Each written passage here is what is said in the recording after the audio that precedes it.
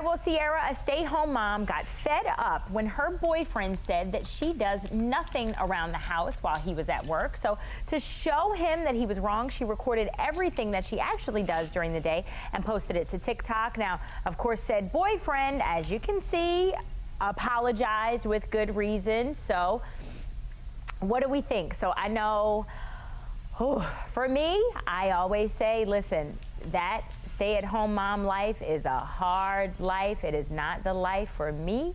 We do not, definitely don't get enough recognition. So, Gazi, I know you know. Speak to it. I just want you to know the heat was rising out of the back of my neck. I was on fire when I saw this.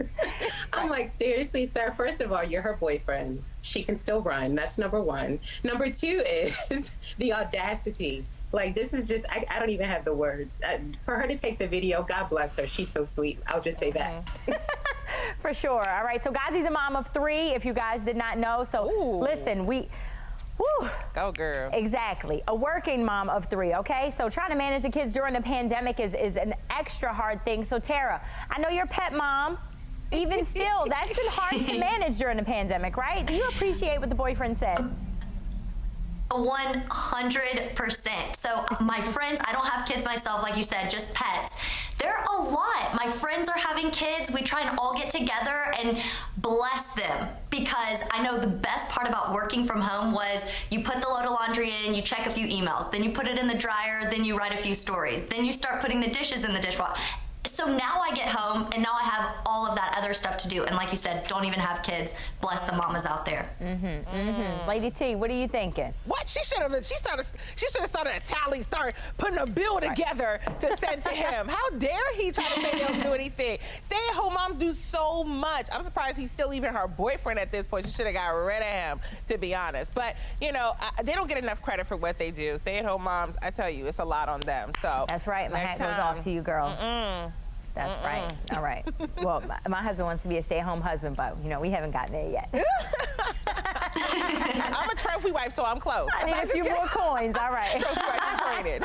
All right. Well, we want you to tell it. Do you think the stay-at-home partners get the recognition that they deserve? Vote now on our website, foxbaltimore.com/vote. Now, once you get to the website, make sure you click on the Lifestyle tab. You can also vote on our Fox 45 News app. And at the end of the show, we'll see what everyone thinks. All right. So, Beehive, listen up. In Houston, a vacant lot next to Beyonce's childhood home is for sale. So to help sell the lot, they're using the tagline, build on Beyonce's old block. The real estate investor revealed that he's asking for an offer close to $315,000, but it's totally negotiable. Now, I feel like I'm kind of like the leader of the Beehive, and there's somebody else on here who's also the leader of the Beehive. Are we going in? Are we joining forces to get this or what?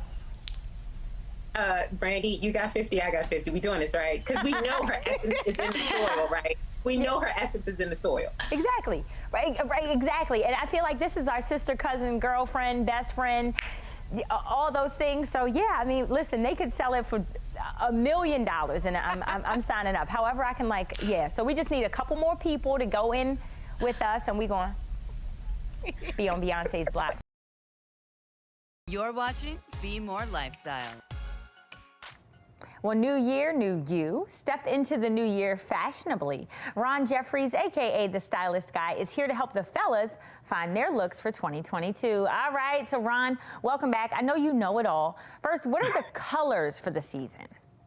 I think a lot of things that are going to be really good this season, Brandi, is going to be some vibrant colors. We're going to see a lot of vibrant colors going into 2022. I think the reason is because we've gone through a really drab season in the past year with COVID, quarantine, different things of that nature. So people are not being afraid of colors. People are not being afraid to pop out and to do things different. Now, your blacks and your nudes are always in, but we're going to see a lot of color this year, and I'm happy about that.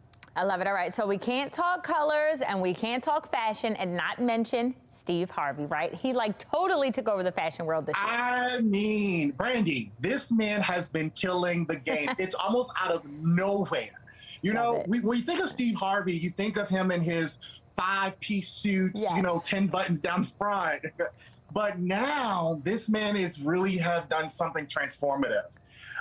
If you've seen his Instagram, you'll see him doing a lot of monochromatic looks, reds, purples, greens. Yes. I mean, it's just been amazing. He's owning it. Zaddy status for sure. Okay, so it looks like a lot of us won't be hitting the town for a while, right? So tell us how we can be comfortable but still fashionable.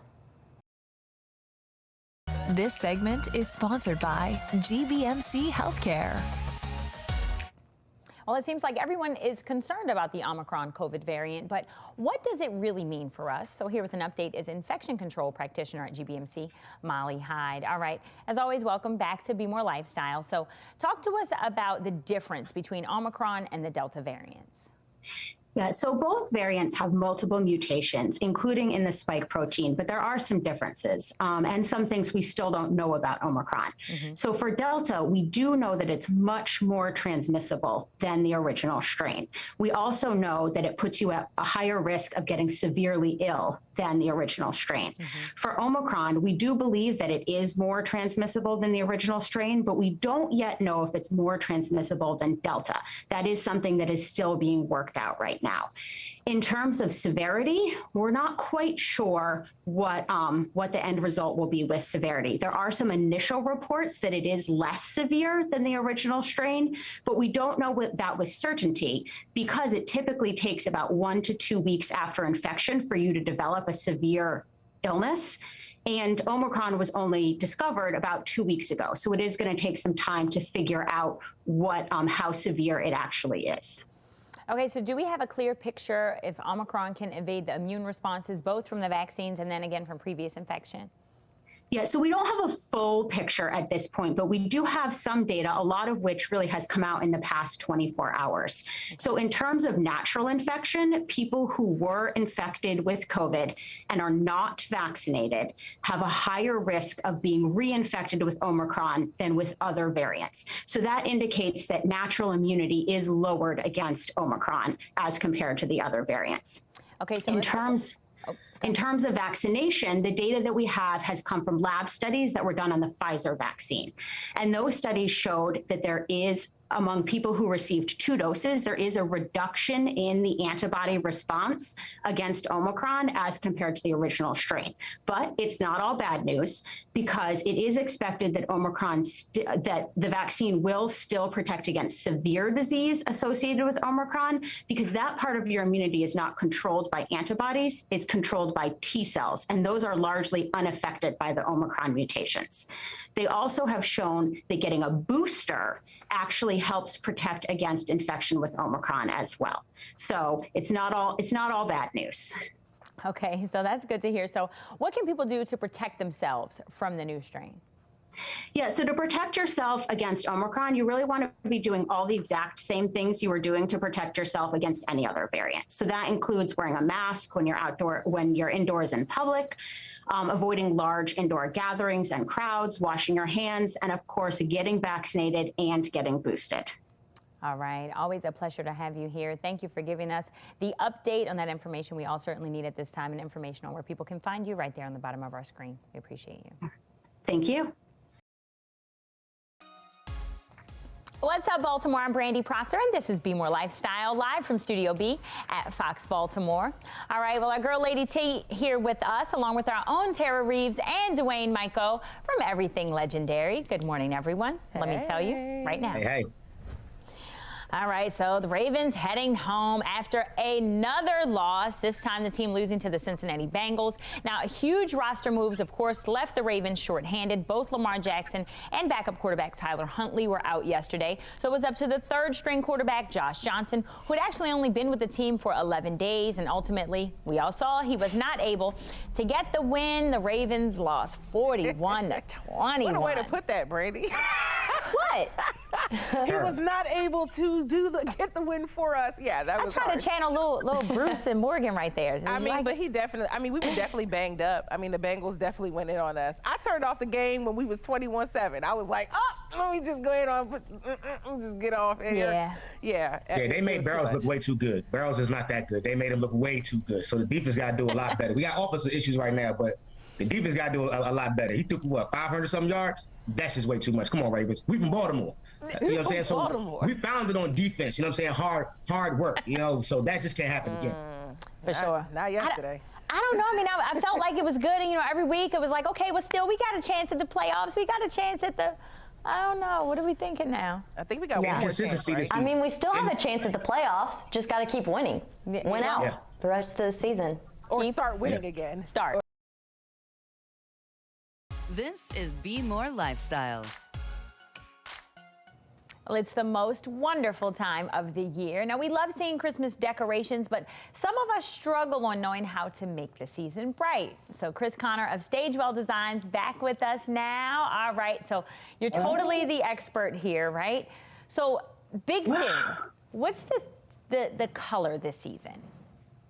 Oh my goodness. So of course we always see our traditional colors. Red and green never go out of style. But this year, blush is it. You have a blush right now, but blush is it. That is the color of the year.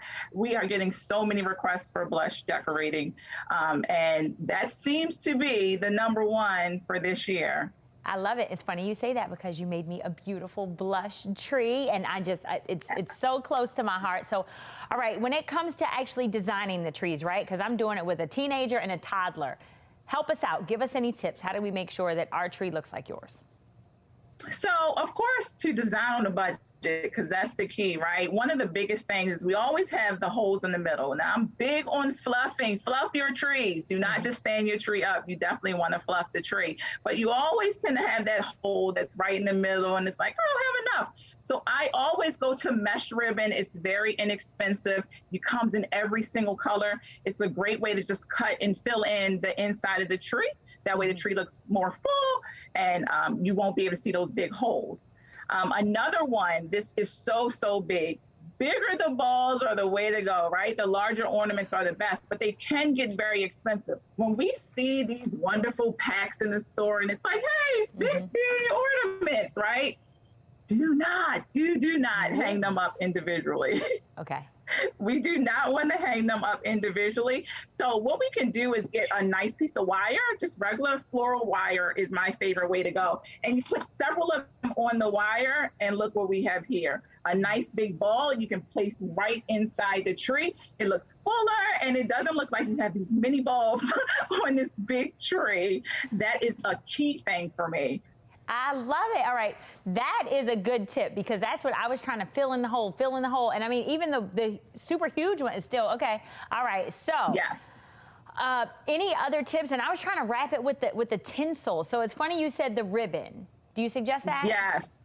I always suggest that. Another thing that will help, especially with the wrapping like you're referring to, is getting wire. I'm very big on using wire instead of the normal clips that we use. Okay. If you are going to use any of these type of clips, you want to use the long ones. They have the different sizes. The small ones, they are not going to hold your bulbs on the tree. They will not hang right. You definitely want to get the larger one or even wire, which then allows you to wrap around the branches. Get inside the tree. Do not just stay on the edge of the tree. Get all the way inside and wrap your branch around the branch. Expert tips right there. All the information, stagewelldesigns.com. If people want to find you, it's not too late, right? You're still decorating trees for people. We are. It is not too late. We still have a few slots left. We're going all the way up until the 17th of December. All right. Chris Connor, thank you so much. We appreciate you. Thank you. Have a good one.